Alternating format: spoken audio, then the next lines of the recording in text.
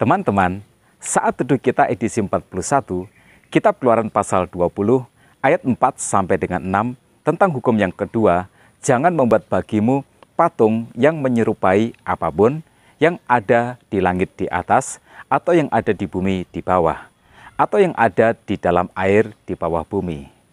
Jangan sujud menyembah kepadanya atau beribadah kepadanya, sebab aku, Tuhan Allahmu, adalah Allah yang cemburu, yang membalaskan kesalahan bapa kepada anak-anaknya, kepada keturunan yang ketiga dan keempat dari orang-orang yang membenci aku.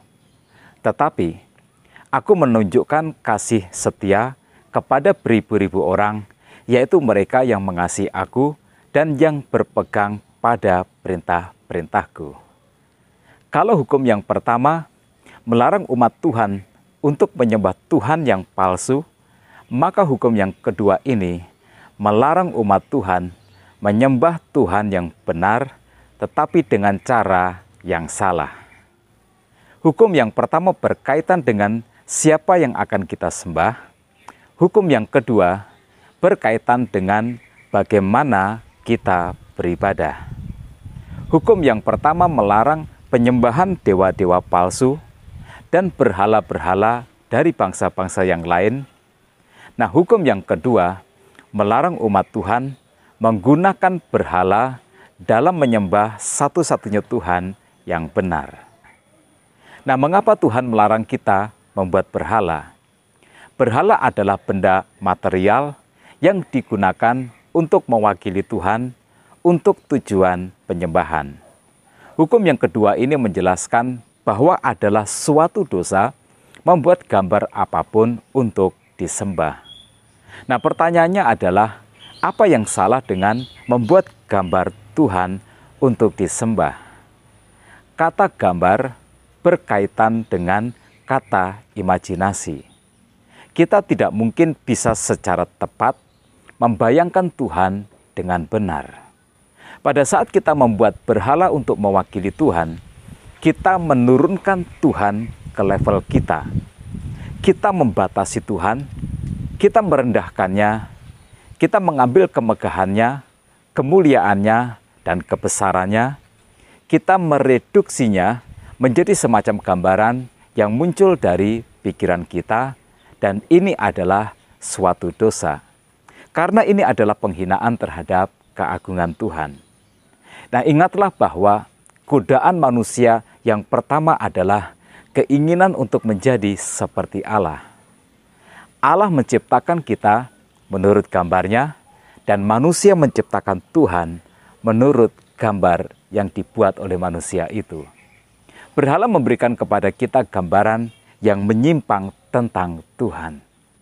Kita harus menyembah Tuhan sebagaimana Dia telah menyatakan dirinya melalui firman-Nya dan bukan menurut imajinasi kita sendiri. Nah, teman-teman, ada 3 alasan mengapa kita tidak boleh menyembah berhala. Yang pertama, karena Tuhan adalah Tuhan yang cemburu. Sebagaimana dikatakan di dalam ayat yang kelima, jangan sujud menyembah kepadanya atau beribadah kepadanya, sebab aku, Tuhan Allahmu, adalah Allah yang cemburu. Saya akan memberikan gambaran yang praktis tentang kebenaran ini. Nah, ada yang berkata seperti ini, tetapi Pak, kita tidak menyembah patung, kita tidak menyembah batu atau gambar, itu adalah wakil, hati kita tetap tertuju kepada Tuhan.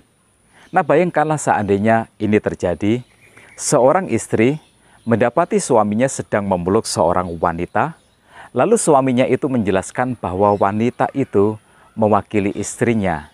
Saat dia memeluk wanita lain itu, hati suaminya tetap tertuju kepada istrinya, dan begitu juga sebaliknya. Pastilah tidak ada seorang pun yang dapat menerima ide atau alasan semacam ini. Kecemburuan Tuhan adalah kecemburuan yang suci. Alasan yang kedua, kita tidak boleh membuat patung lalu kemudian menyembahnya. Ayat yang kelima berkata, yang membalaskan kesalahan bapa kepada anak-anaknya, kepada keturunan yang ketiga dan keempat dari orang-orang yang membenci aku. Ini adalah sebuah peringatan yang keras, yang memang sangat keras. Mengapa? Karena penyembahan yang palsu, penyembahan berhala diturunkan dari generasi ke generasi, dan itu jauh lebih mengerikan daripada apa yang bisa kita bayangkan. Apapun yang kita lakukan berkaitan dengan keyakinan rohani kita atau aktivitas kita secara rohani berpengaruh langsung kepada anak cucu kita. Itu akan diwarisi anak cucu kita dari generasi ke generasi. A.W. Pink berkata seperti ini, merupakan hal yang mengerikan untuk mewariskan kepada anak-anak kita konsepsi yang salah tentang Tuhan, baik melalui ajaran atau teladan. Nah, ketika Tuhan berbicara tentang menghukum anak-anak karena dosa para ayah, Dia tidak berbicara tentang anak-anak yang mewarisi kesalahan dari orang tuanya, tetapi konsekuensi dari dosa yang mereka lakukan akibat melakukan dosa sebagaimana yang diajarkan oleh orang tua mereka. Nah, alasan yang ketiga, Tuhan mengasihi anak cucu kita dari generasi ke generasi. Ayat yang ke-6 berkata, tetapi aku menunjukkan kasih setia kepada beribu-ribu orang, yaitu mereka yang mengasihi aku dan yang berpegang pada perintah-perintahku. Ini alasan mengapa kita harus setia kepada Tuhan.